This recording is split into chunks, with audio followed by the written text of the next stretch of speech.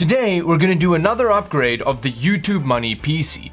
And at this point, honestly, it's not really recognizable anymore, but it's because we're gonna try some streaming with it, with the PC. We're gonna try and turn it into a streaming PC. That was very well put.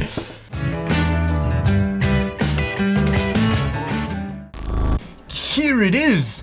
As you can see, it's in a different case. It looks completely different. The reason that I changed out the case was because of the front airflow. I was running into temperature issues with that other H17.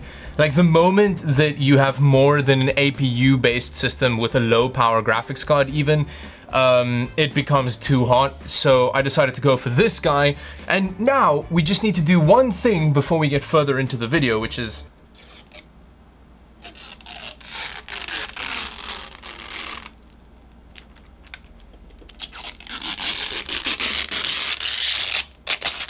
ooh, that's always exciting. Ah! Now, my main goal with this upgrade, as I said in the intro, was to turn the YouTube Money PC into something that you can stream with. Why is he taking a dump? I mean, that's literally what that guy's doing now, is he's just popping a squat. What? I think this is a logical next step because streaming is something that a lot of people do. Now, for this video, I'm not only going to show some benchmarks of, streaming and non-streaming performance and some recordings of me actually streaming with it. I'm actually going to stream with this PC on Twitch later today so that you can see more or less what kind of performance you're getting in this package. Now, if you do want to see that, I'm going to go live like 5 or 6 hours after I actually post this video on YouTube, and I'm gonna go live on Twitch. So do follow me on Twitter so that you can see the notification for when I go live with this PC, and then you can come check it out and hang out and have a chat. Now, before we get into the actual breakdown of the components that I have in here, I'm just gonna quickly overlay the specs of the previous system before the upgrade so that you don't have to go back and watch that video specifically to know what the upgrade came from. So I'll just wait here for a second.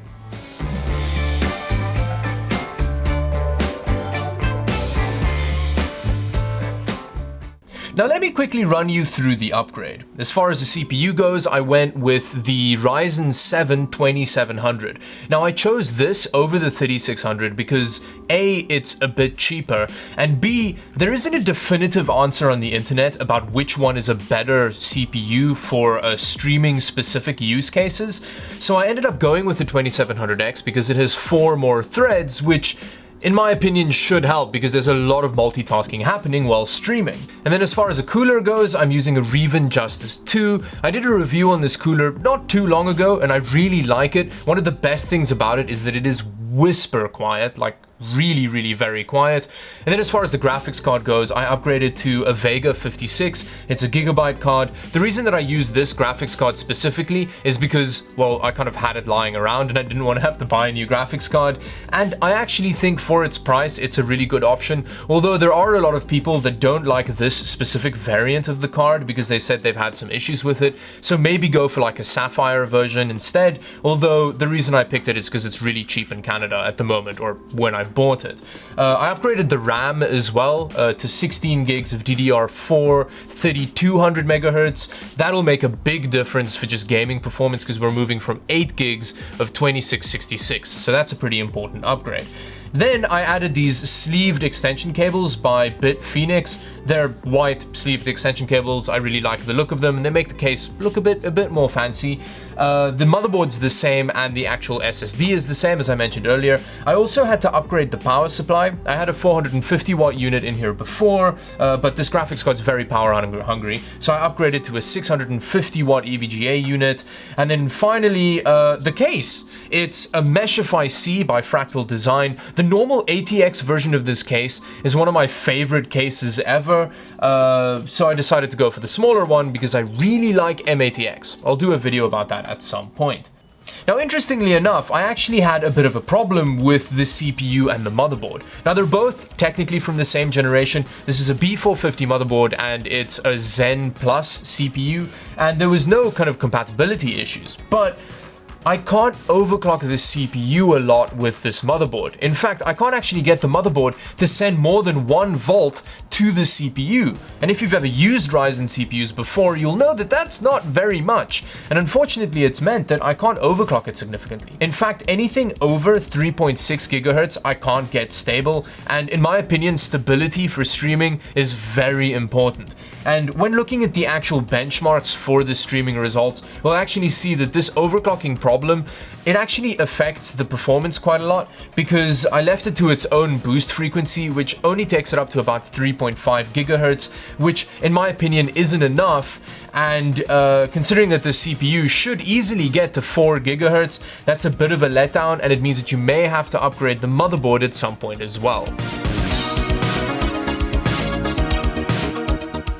Now, just a quick disclaimer, I've never actually streamed or used OBS or any of that stuff before. So for all of the settings, I followed EPOS Vox videos fairly closely, and the settings that I was using to stream with OBS was just X264, and I was running it at medium speed, and I was streaming at 720p because that's kind of what he recommends, is not to push it to 1080p because of the bitrate that Twitch has available. So it's running at 6 megabits per second, at 720p medium. And then for the actual recording, I was just using the stream encoder for the recording as well, because according to EPOS Vox, it's much less demanding on your system. Now let's get into the benchmarks. Now, I didn't have a huge amount of time to run a bunch of benchmarks compared to the old configuration, and I only have 3 games with streaming and recording, and just no streaming at all performance results. But the games that I used are very popular for streaming, and I think that if it can stream and record PUBG at the same time at the settings that I'm using, then it can pretty much stream any game, because PUBG is a real pain in the butt. Now, the map that I used was Ermagerd, I think. I don't really know how to pronounce it, but it's the first map, the like one with the forest. And the PC handled it pretty well. While not streaming, I was getting an average of 115 frames per second and a 0.1% lows of 66. So there were dips, but if you're gaming at 60 frames per second, you won't feel it.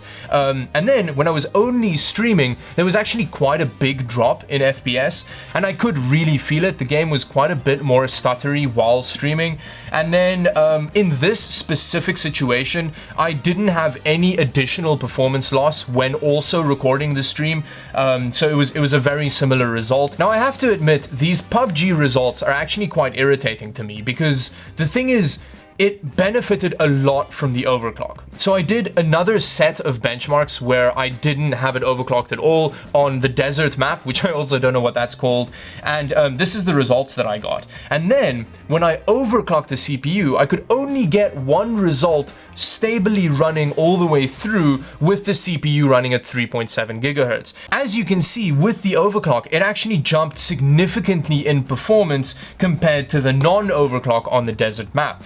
And that just shows you that the fact that this motherboard struggles with the CPU is actually a huge problem for the streaming performance of the system. And if you are using this motherboard and you're upgrading to like an 8-core CPU, I would recommend also considering a motherboard upgrade, which I know kind of defeats the purpose of the future compatibility of the platform, but it's just the sad reality of this motherboard. Now let's move on to Apex Legends performance. Now, Apex Legends had a bigger drop in performance going from just streaming to streaming and recording. And honestly, when I was streaming and recording, you could really feel the difference. The game was a lot more stuttery than it was when it was running without any streaming and the game was just running normally. The frame rate wasn't significantly lower, but you can really feel it. Now, unfortunately, I couldn't get a stable benchmark with a 3.7 gigahertz overclock, so I can't actually compare that. But honestly, even 3.7 gigahertz is a very conservative overclock on the CPU, and you should be able to get like 4 gigahertz.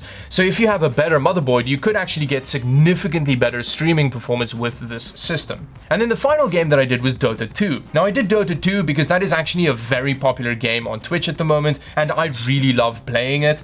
And honestly, with Dota 2, streaming as opposed to non-streaming, there was a very small difference. You couldn't really feel it.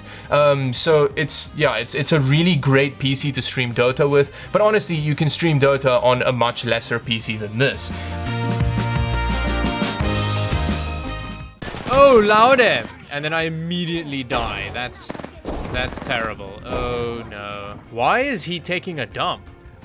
I mean, that's literally what that guy's doing now, is he's just popping a squat. What?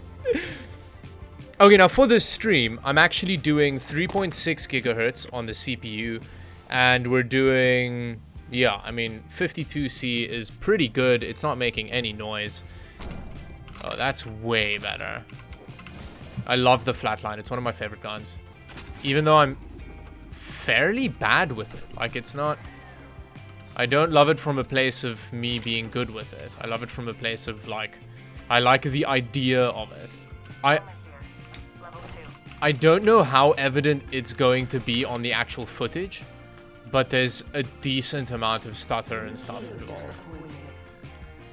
Streaming is really demanding on a system. It's like something that you don't quite realize as someone who doesn't stream, but it actually really takes a toll. Like, these games are difficult to stream, especially considering that these are the kind of games that you'd need really good system performance for it to not be a terrible experience gaming. So that's like these really hectic CPUs that you can buy these days, like the 3900X and even the 9900K, I guess. Those CPUs make... I'm stuck. Those CPUs make a lot of sense when it comes to streaming. For just like normal gaming, it doesn't make as much sense. Oof. Oh no! What? That was rude. I was clearly about to pick that up. And that brings me to the end of a fairly standard video. There wasn't a bunch of weird Dawid does tech stuffy things in it. If you want to see a Dawid does tech stuffy video, I posted a tiny PC video on Thursday, so you can go check that out if you want to. If you like the video, like and subscribe to the channel. Do turn on the actual bell notification and stuff like that. I've noticed from my analytics that very few people actually get the notifications for my videos. So if you want to know the moment that I post a video, do that, and then follow me on Twitter. I will kind of periodically live stream mostly Dota, honestly, over the course of the week when I have time, but if you follow me on Twitter, you'll get notifications for that. And yeah, I think with that, until the next video, thank you very much for watching. Bye bye.